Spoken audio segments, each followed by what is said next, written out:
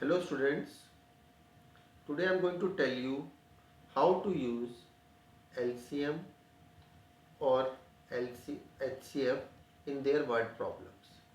We all know how to calculate LCM and HCF, but we don't know when to use LCM in the word problem or HCF.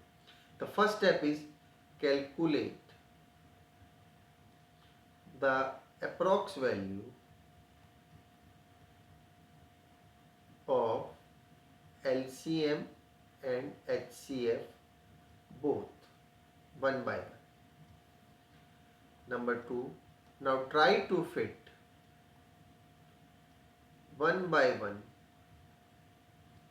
LCM and HCF in the question given.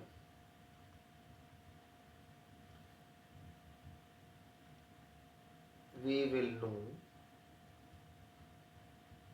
the correct answer. Now let us understand with the help of an example. First read the question. A forester wants to plant 66 apple trees, 88 banana trees and 110 mango trees in equal rows. Also he wants to make distinct rows of trees. Find the number of minimum rows required. Here in this question, if we calculate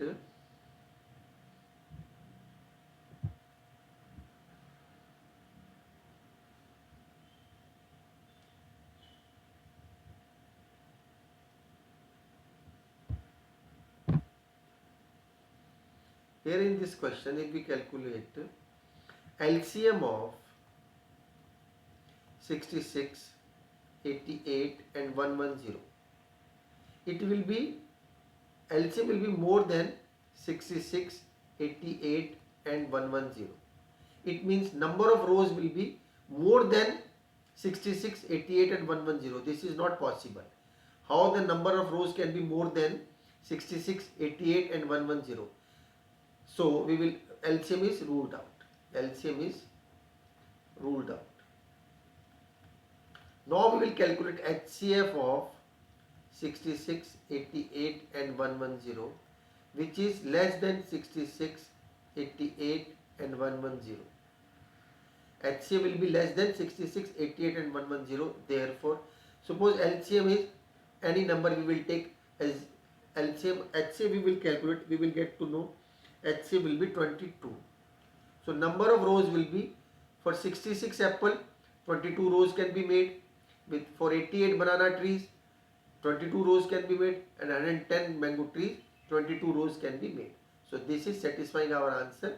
So HCF is the answer to this given problem.